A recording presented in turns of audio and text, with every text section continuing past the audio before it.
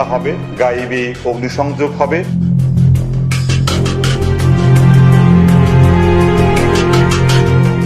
কোনো কথাবার্তা ছাড়া দরম গুলি করছে। একটা করছে সিনার মাঝখানে, একটা করছে এখানে। ওনাকে 3-4টা লাথি মারছিল। যিনি গুলি করছে তাকে চিনি এবং দেখেছি চিনি। ওনার নাম হয়েছে লিয়াকত আলী। প্রিয় দর্শক, কী নিয়ে কথা বলা যায় আজকে? দেশের এই মুহূর্তে গুরুত্বপূর্ণ ইস্যু কি আছে? ওই যে টেকনাফে একজন অবসরপ্রাপ্ত মেজর জনাব সিনহা মোহাম্মদ রাশেদ খান খুন হয়েছেন, সেটা নিয়ে কথা বলা যায় না? একজন মাত্র মেজর, একজন মেজরকে নিয়ে কথা বলার কি আছে? 57 অফিসার খুন হয়েছে, তাতেই বা আমাদের কি হয়েছে? আবরারকে পিটিয়ে অমিত শাহরা খুন করেছেন, তাতেই কি বিচার হয়েছে? বিচার চলছে বলবেন তো? কিসের বিচার? বইয়ের থেকে তাদেরকে বহিষ্কার করা হয়েছে, জেলখানায় বসে আবার পরীক্ষাও দিচ্ছেন। বহিষ্কার হলে কি পরীক্ষা দেওয়া যায়? ওসি প্রদীপের বিরুদ্ধে গ্রেফতারি পরোয়ানা জারি হয়েছে, হয়তো জেলেও যাবেন, কিন্তু বিচার কি হবে? এর মধ্যে আমাদের নজিরবিহীন নজর আলী জনাব বেনজির সাহেব ভারতীয় হাই কমিশনারের সাথে সাক্ষাৎ করেছেন। কেন করেছেন সেটা জানেন?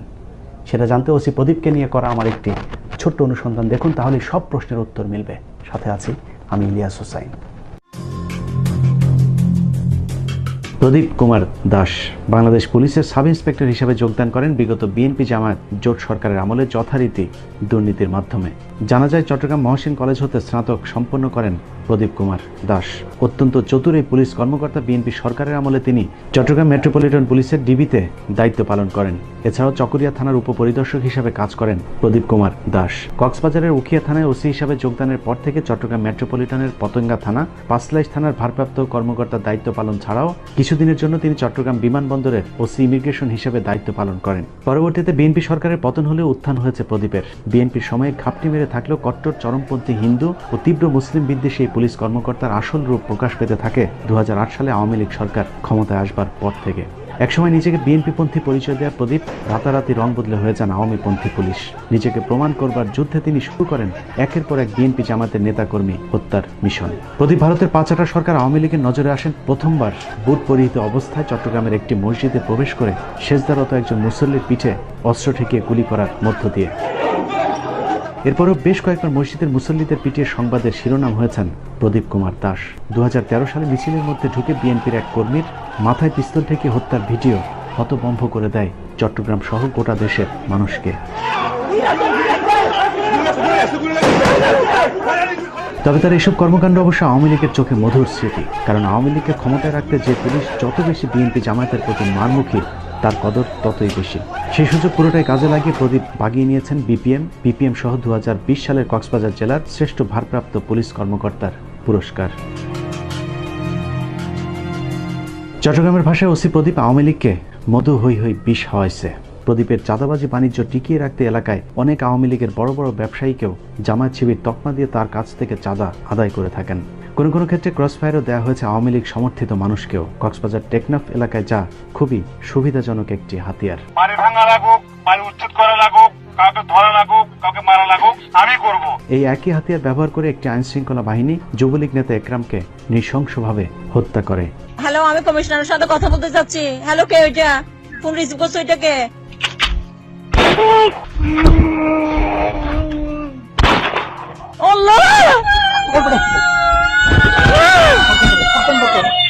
এভাবেই একের পর এক অপরাধ জগতের সাথে নিজেকে জড়িয়ে পুরো টেকনাফকে একটি মৃত্যুপুরী হিসাবে গড়ে তোলেন প্রদীপ কুমার দাস। প্রদীপের মাদক ব্যবসায় যে যখন বাধা দিয়েছে তাকেই তখন মাদক ও অস্ত্র মামলায় ফাঁসি দিয়ে ক্রসফায়ার দেওয়া হয়েছে। কখনো বাংলাদেশের নাগরিকের রোহিঙ্গা ডাকাত বলে চালিয়ে দেওয়ার ঘটনাও ঘটেছে টেকনাফে, যে কারণে প্রদীপের বিরুদ্ধে কথা বলা এখন এলাকায় সবচাইতে বিপজ্জনক একটি বিষয় হয়ে দাঁড়িয়েছে। আমরা মাইকের মধ্যে বলতে পারতেছি না, কারণ মাইকের মধ্যে অনেকে আমার কথাগুলো রেকর্ড করবে। এই কারণে কি বিচার হবে ওটা সময়কালে দেখা যাবে। কদিন আগে একই ভাগ্যবরণ করতে হয়েছে ফরিদুল মোস্তফা নামের একজন সাংবাদিককেও। তার অপরাধ ছিল মাদকের বিরুদ্ধে সংবাদ প্রচার করা। চাঁদাবাজি মামলার আসামি ফরিদুল মোস্তফাকে আমরা গ্রেফতার করি। গ্রেফতার করার পরে তাকে আমরা ব্যাপক জিজ্ঞাসাবাদ করি। এক পর্যায়ে সে আমাদের কাছে স্বীকার করে যে তার বাড়িতে অস্ত্র, ইয়াবা এবং মদ রয়েছে। এসব গদবাধা মুখস্থ কিছু বক্তব্য দিয়ে টেকনাফবাসীকে দীর্ঘদিন ধরে জিম্মি করে রেখেছেন ওসি প্রদীপ কুমার দাস। 15 মিনিটসের অনুসন্ধানে উল্লেখযোগ্য কয়েকটি ঘটনার মধ্যে রিলার জনৈক সুদূরের ছেলে শাহিনকে পবিত্র জুমার নামাজে সেজদায় থাকা অবস্থায় তুলে নিয়ে নির্মমভাবে হত্যা করা। ওয়াইকংয়ের আনোয়ার নামে এক ব্যক্তিকে ধরে নিয়ে হত্যার পর সেই ঘটনায় মামলা করতে গেলে নিহত আনোয়ারের স্ত্রী এবং তার বোনকে কক্সবাজার আদালত চত্বর থেকে তুলে নিয়ে যায় প্রদীপের সন্ত্রাসী বাহিনী। টানা 5 দিন গণধর্ষণের পর তাদের খোঁজ পাওয়া যায়। দুবাই ফেরত এক যুবক ওসির বিরুদ্ধে ফেসবুকে স্ট্যাটাস দেওয়ায় তাকে ধরে নিয়ে 22 লাখ টাকা চাঁদা দাবি করা হয়, কিন্তু পরিবারটি টাকা দিতে না পারায় সেদিন রাতেই সেই যুবককে খুন করে প্রদীপ। এলাকায় সাদা মনের মানুষ হিসেবে পরিচিত শাপলাপুরের হাবিবুল্লাহ নামক এক ব্যক্তিকে একটি এনজিওর সাথে চুক্তি করে হত্যা করে প্রদীপের সন্ত্রাসী বাহিনী। অথচ নিহত হাবিব বৃক্ষপ্রেমিক হিসেবে চ্যানেল আই পুরস্কার প্রাপ্ত একজন মানুষ। এই হত্যাকাণ্ডে প্রদীপ সৈয়দ হোসেন নামে এমন একজনকে আসামি করেন যিনি ওই ঘটনার 6 মাস আগে থেকেই জেলখানায় বন্দী ছিলেন। ওয়াইকং ইউনিয়নের একাধিকবার নির্বাচিত ইউপি চেয়ারম্যান মরহুম মুস্তাক আহমেদ চৌধুরীর পরিবারটি সর্বদাই মাদকের বিরুদ্ধে সোচ্চার, যে কারণে গভীর রাতে বাড়িটিতে হামলা করে 30-40 লাখ টাকার স্বর্ণ অলংকার লুট করা হয়। সেই রাতে পরিবারের একমাত্র সন্তান জুনায়েদকেও তুলে নিয়ে যাওয়া হয়। পরবর্তীতে উপজেলা আওয়ামী লীগের সভাপতি জাফর আলম বহু চেষ্টার পর জুনায়েদকে বাঁচালেও লুটকৃত স্বর্ণ অলংকার উদ্ধার করতে পারেনি। মাদকের বিরুদ্ধে কথা বলায় গেল 24 জুন ঝিমংখালীর একজন 70 বছরের অবসরপ্রাপ্ত সরকারি প্রাথমিক বিদ্যালয়ের শিক্ষককে মিথ্যা মাদক মামলায় তুলে নিয়ে জেলখানায় পাঠিয়ে দেওয়া হয়। অথচ যে মাদক মামলায় ওই শিক্ষককে গ্রেফতার দেখানো হয়েছে সেই সময়ে তিনি হজ পালনের উদ্দেশ্যে পবিত্র মক্কা শরীফে অবস্থান করছিলেন। বিজ্ঞ আদালত তার পাসপোর্ট ও ভিসা থেকে জামিন দিলেও এখনও প্রদীপের আতঙ্কে দিন কাটে পরিবারটির। পরের ঘটনার শিকার পশ্চিম লেদা এলাকার মৃত গবি সুলতানের ছেলে মুস্তাক সদাগর নামের এক মুদি দোকানির। মুস্তাককে ক্রসফায়ারের হুমকি দিয়ে মোটা অঙ্কের চাঁদা আদায়ের একদিন পর 1200 পিস ইয়াবা দিয়ে তাকে আদালতে চালান করে দেওয়া হয়। সেনাবাহিনীর প্রতি ওসি প্রদীপের ক্ষোভ দীর্ঘদিনের। হাসান আলী নামে বিজিবির এক সোর্স মাদক পাচারের সাথে ওসি প্রদীপের সম্পৃক্ত থাকার বিষয়টি সেনাবাহিনীর একজন কমান্ডিং অফিসারকে জানালে হাসান আলীকে সেদিন রাতেই তুলে নিয়ে যায় প্রদীপ। ঘটনার 3 দিন পর হাসানের লাশ পাওয়া গেলে পুলিশ জানায় কথিত বন্দুক যুদ্ধে তার মৃত্যু হয়েছে। হত্যাকাণ্ডে পুলিশের বিরুদ্ধে সরাসরি অভিযোগ তুললে হাসানের স্ত্রীর বিরুদ্ধে উল্টো মাদকের মামলা দিয়ে তার বসত বাড়িটিও গুড়িয়ে দেওয়া হয়। পুরো বিষয়টি স্থানীয় বিজিবির ঊর্ধ্বতন কর্মকর্তারা অবগত থাকলেও কিছুই করতে পারেননি। উল্টো প্রদীপ নিজেই দাম্ভিকতার সাথে মানুষের ঘরবাড়ি গায়েবীভাবে ভাঙচুর ও অগ্নিসংযোগের বিষয়টি এলাকায় বলে বেড়ান। ওই সমস্ত বাড়িতে গায়েবী হামলা হবে এবং কোনো কোনো বাড়িতে গায়েবী অগ্নিসংযোগ হবে এবং কোনো কোনো গাড়িতে গায়েবী অগ্নিসংযোগও হতে পারে। হাবিবছড়া ইউনিয়নে জানেন মামুনের বাড়িতে গায়েবী হামলা হয়েছে এবং ওখানে গায়েবী আগুনও ধরেছে। দর্শক, এত কিছুর পরে ওসি প্রদীপকে এসপি, আইজিপি কিংবা প্রধানমন্ত্রী চাইলেও কিছু করতে পারবে না, কারণ তাদের পেছনে আছে বিরাট এক শক্তি।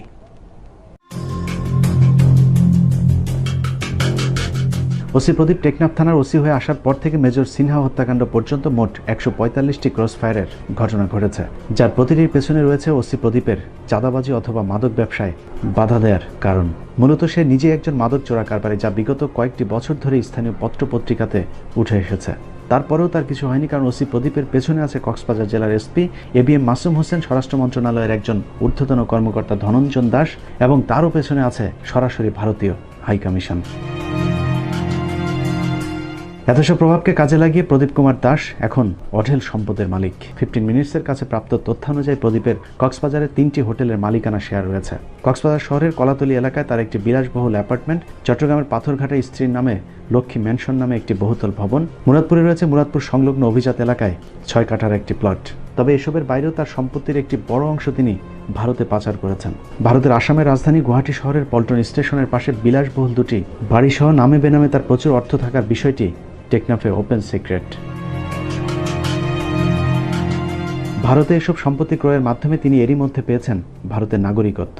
আমাদের অনুসন্ধানে ওসি প্রদীপের স্ত্রীর বাংলাদেশ এবং ভারতের 2টি পাসপোর্টের সন্ধান মিললেও প্রদীপের ভারতীয় পাসপোর্টটি পাওয়া সম্ভব হয়নি।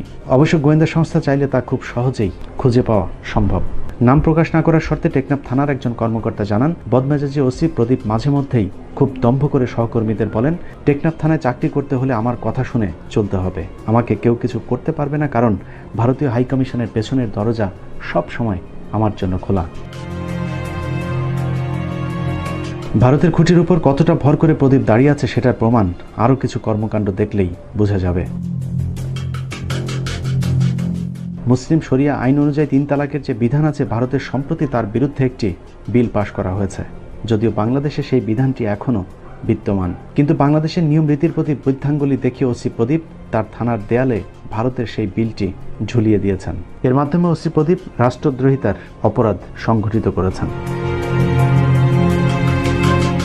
ভারতের সাথে তার গভীর সম্পর্কের বিষয়টি তিনি এর আগেও বেশ কয়েকবার জানান দিয়েছেন। চট্টগ্রাম বিমানবন্দরে কর্মরত থাকা অবস্থায় এলিট পেইন্টের মালিকের কাছে একটি ঘটনায় বিশাল অঙ্কের ঘুষ দাবি করেন। পরবর্তীতে ঘুষ দিতে রাজি না হওয়ায় এলিট পেইন্টের মালিকের বিরুদ্ধে তিনি মিথ্যা একটি মামলা করেন। সেই ঘটনাতেই প্রদীপের আলো থেমে যেতে পারত, কারণ এলিট পেইন্টের মালিক ছিলেন তৎকালীন আইজিপি শহীদুল হকের একজন ঘনিষ্ঠ বন্ধু। পুলিশ মহাপরিচালক শহীদুল হক সে বিষয়টি জানার পর প্রদীপের বিরুদ্ধে একটি চাঁদাবাজির অভিযোগ দায়ের করেন।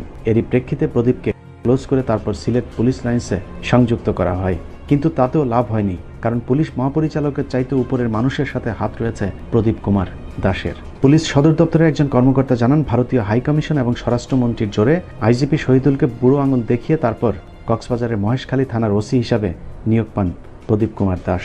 লম্বা সময় মহেশখালী থাকার পর প্রদীপ বাগিয়ে নেন ঘুষখোরদের স্বপ্নের পোস্টিং টেকনাফ থানার ওসির চেয়ারটি। সেখানেও একই রকমের ঘুষ বাণিজ্য চলতে থাকলে গেল বছরের 4 মে 2019 তারিখে তৎকালীন অতিরিক্ত আইজিপি মখলেসুর রহমান অবসরে যাবার আগে ওসি প্রদীপের বিরুদ্ধে নানান দুর্নীতির অভিযোগের প্রেক্ষিতে টেকনাফ থানা থেকে সরিয়ে দেন। কিন্তু অজানা শক্তির কারণে মাসখানেকের মধ্যে আবারও তিনি টেকনাফ থানার ওসির পদটি ফিরে পান।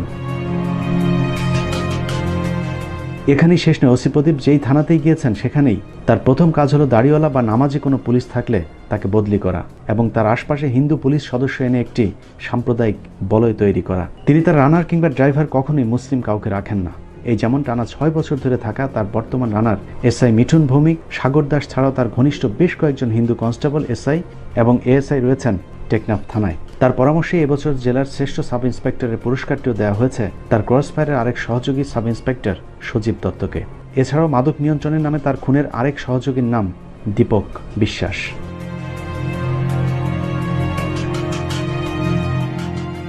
মূলত মিঠুন, সজীব, সাগর ও দীপককে নিয়ে ওসি প্রদীপ টেকনাফ জুড়ে একটি মাফিয়া গ্যাং গড়ে তুলেছেন, যারা স্থানীয়ভাবে ইয়াবা পাচার সহ পুলিশের গাড়িতে করেই ঢাকা চট্টগ্রাম পর্যন্ত পৌঁছে দেওয়ার কাজটিও করে থাকেন। থানা জুড়ে ওসি প্রদীপের আরেকটি ব্যক্তিগত পরিচয় আছে, তা হলো প্রদীপ কুমার দাস একজন সমকামী। কিছুদিন আগে আভাস নামে ওসি প্রদীপের আরেক সমকামী বন্ধু ছিল, কিন্তু তাকে সরিয়ে ওসি প্রদীপের এখন সবচেয়ে কাছের মানুষ তার রানার মিঠুন ভৌমিক। এছাড়াও তার থানার আরেক সমকামী সজীব দত্তের সাথেও প্রদীপের শারীরিক সম্পর্ক রয়েছে। প্রদীপ যে থানাতেই গিয়েছে সেখানেই সমকামীদের একটি স্বর্গরাজ্য তৈরি করেছেন। পতেঙ্গা থানায় থাকাকালীন প্রজাপতি রিসোর্ট নামে একটি রিসোর্টকে সমকামীদের জন্য সেফ হাউস হিসেবে ব্যবহার শুরু করেন ওসি প্রদীপ, যার প্রমাণ এখনও ওই রিসোর্টে গেলে পাওয়া যাবে। তার সমকামিতার সঙ্গে মিঠুন ভৌমিক, সাগর দাস, সজীব দত্তদের নিয়ে বিভিন্ন দেশে ভ্রমণ এবং একান্ত সময় কাটানোর কিছু স্থির চিত্র এখন 15 মিনিটসের হাতে। তবে প্রদীপের স্ত্রী সন্তানও আছে, কিন্তু তার এই বিকৃত যৌনাচারের কারণে একাধিকবার থানার ভেতরেই তার স্ত্রীর সাথে কথা কাটাকাটির ঘটনাও ঘটেছে। উল্লেখ্য, প্রদীপের একটি বিকৃত যৌনাচারের প্রতিশোধ নিতে তার স্ত্রী পতেঙ্গা থানার একজন ওসি তদন্তের সাথে অবৈধ শারীরিক সম্পর্ক গড়ে তোলেন। বিষয়টি টের পেয়ে প্রদীপ ওই অফিসারকে চাকরি ছেড়ে দেশ ত্যাগ করতে বাধ্য করেন। এভাবেই টেকনাফ কিংবা কক্সবাজার তো বটেই, পুরো চট্টগ্রাম জুড়েই ওসি প্রদীপের অদৃশ্য একটি নিয়ন্ত্রণ তৈরি হয়েছে, যে কারণে সিনহা হত্যাকাণ্ডের তদন্তের দায়িত্ব দেওয়া হয়েছে ওসি প্রদীপের খুব ঘনিষ্ঠ একজন পুলিশ কর্মকর্তা, যার নাম নন্দদুলাল রক্ষিত। সব মিলিয়ে টেকনাফ থানা যেন বাংলাদেশের বুকে এক টুকরো মিনি কলকাতা। প্রিয় দর্শকের পরকে বিচার চান? কেন চান? মেজর সিনহা হত্যাকাণ্ডের আগে শুধুমাত্র টেকনাফ থানাতে ওসি প্রদীপ আরও 144টি খুন করেছিল। সে 144 খুনের কি বিচার হয়েছে? যদি না হয় তাহলে শুধুমাত্র মেজর হত্যার বিচার কেন চাইতে হবে? সে 144 জনেরও প্রাণ ছিল, বাঁচার ইচ্ছে ছিল, সুন্দর এই পৃথিবীতে আরও কিছুদিন বেঁচে থাকবার জন্যে কপালের মাঝ বরাবর গুলি করবার ঠিক আগ মুহূর্তে হয়তো বাঁচার সে সাকুতিও জানিয়েছিল। কে জানে চোখের পাশ দিয়ে ঢুকে যাওয়া গুলির আঘাতে ঝাপসা হয়ে যাওয়া চোখের শেষ একটি বারের জন্য হলেও সন্তান কিংবা মায়ের মুখটি দেখবার ইচ্ছেও হয়তো হয়েছিল।